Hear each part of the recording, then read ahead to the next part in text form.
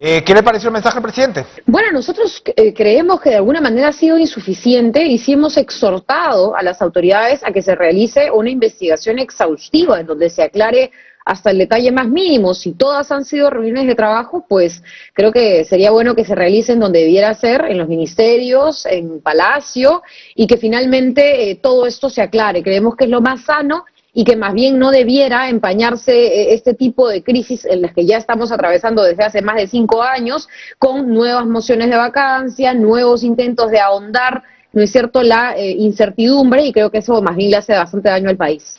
Comenzaba usted diciendo, efectivamente, ¿no?, transparencia por el lado del Ejecutivo y transparencia por el lado de los congresistas. ¿A qué se refiere puntualmente para el poder del Estado que usted integra?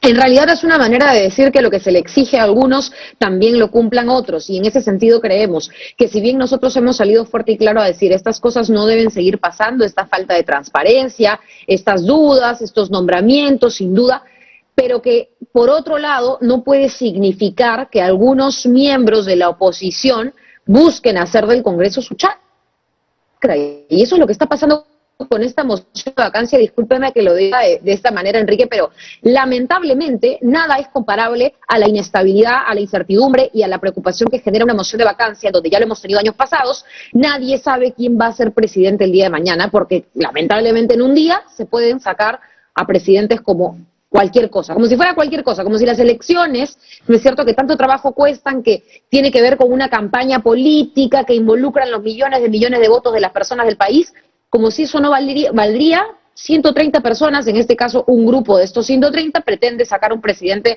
en una semana, en menos de un mes. Entonces creemos que eso ya lo hemos visto antes y que eso no contribuye con la estabilidad que ellos dicen pregonar, sino más bien contribuye con otros intereses que deberíamos también transparentar, ¿no? ¿Cuáles son los intereses detrás de estos pedidos de la moción de vacancia? ¿Cuáles serían esos intereses? Porque aquí hay una pregunta de fondo que quienes impulsan la moción de vacancia no la llegan a responder. Yo hablé con el señor López Aliaga, por ejemplo, la semana pasada, que hoy ha declarado en el Congreso a la salida de la reunión con su bancada, y yo le dije, a ver, pero ¿qué va a pasar si hay efectivamente una vacancia? Y su opinión fue que iban a vacar a la señora Boluarte y que el Congreso asumía, por supuesto, la presidencia, en este caso la señora Alba, no sé si sería ella o se cambiaría la presidenta del Congreso, pero que el Congreso se quedaba, que es una hipótesis así de elasticidad constitucional que se ha venido manejando. Es decir, el Congreso se queda a completar su mandato y llama a elecciones para elegir un presidente o presidenta que complete el mandato del señor Castillo. Es una interpretación, como digo, atípica, pero es una interpretación al fin y al cabo. Pero eso suena un tanto exótico, ¿no? O sea, es decir, si hay vacancia, el Congreso también tendría que irse, ¿o no? ¿Ustedes están conversando de estos temas que son evidentemente importantes en una situación como esta?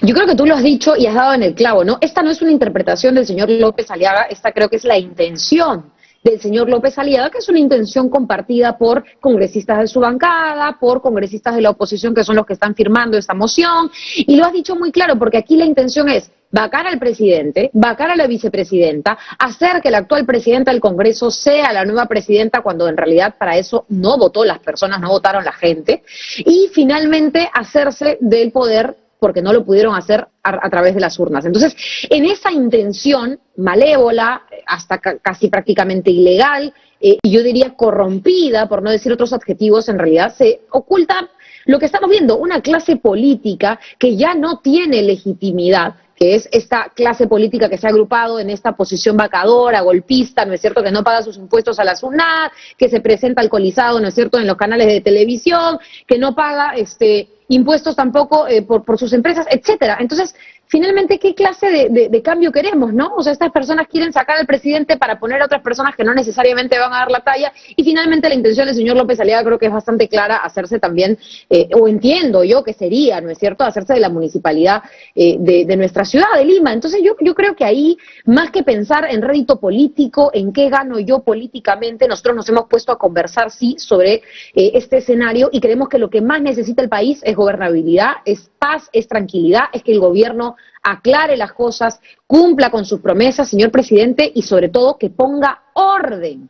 Eso es lo que estamos pidiendo, pero nunca del lado de quienes más bien tratan de generar más caos y de ello jalar agua para su molino. Creemos que esa actitud es nefasta. Esperamos, en todo caso, que el resto de congresistas no se presten a ese juego, porque de lo contrario vamos a repetir los próximos 5 años lo mismo que hemos visto en los anteriores 5. Y sí, solo para terminar, Enrique, con la respuesta. Nosotros no queremos aferrarnos a ningún cargo, no tenemos miedo, ¿no es cierto?, de que en algún momento la gente grite que se vayan todos. Entendemos ese hartazgo, pero por eso exhortamos a que en lugar de charlatanería, lo que otros congresistas, políticos, dirigentes, líderes de partidos como el señor López Aliaga hagan, sea trabajar. Creo que hay mucho bla bla bla, mucho titular, mucha frasecilla, pero en realidad detrás se esconde una cosa muy personal y no más bien el interés colectivo.